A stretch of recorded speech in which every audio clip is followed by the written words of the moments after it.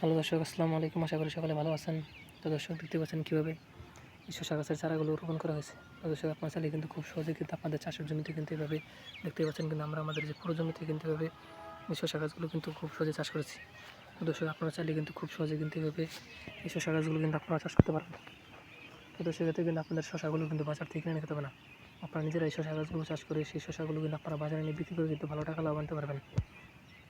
তো দর্শক, এই শসা গাছগুলো যদি আপনারা চাষ করতে চান, তাহলে আপনাদের শসার বীজগুলো আপনাদের বাজার থেকে কিনে নিয়ে সেই বীজগুলো কিন্তু আপনাদের চাষের জমিতে বা আপনাদের বাড়ির পাশ দিয়ে কিন্তু খুব সহজেই কিন্তু শসা গাছগুলো কিন্তু চাষ করে ভালো টাকা লাভ আনতে পারবেন। তো দর্শক, দেখতে পাচ্ছেন আমাদের শসা গাছে কিন্তু প্রচুর পরিমাণে কিন্তু দেখতে পাচ্ছেন শসার ফুলগুলো হয়েছে। তো দর্শক, এই ফুল থেকে কিন্তু শসাগুলো হবে। তো দর্শক, আপনারা কিন্তু চাইলে শসা গাছগুলো কিন্তু আপনারা খুব সহজে আপনাদের বাড়ির পাশ দিয়ে বা আপনাদের চাষের জমিতে কিন্তু চাষ করতে পারেন। এতে কিন্তু আপনারা প্রচুর পরিমাণে লাভ আনতে পারবেন। তো দর্শক, আমাদের অনেক ভাইরা কিন্তু এই শসা গাছগুলো চাষ করে কিন্তু তারা কিন্তু প্রচুর পরিমাণে লাভবান হয়েছে।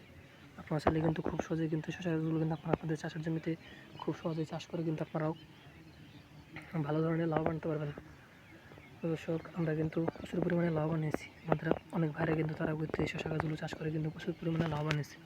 আপনারা চাইলে কিন্তু খুব সহজেই শসা গাছগুলো কিন্তু আপনারা চাষ করতে পারেন।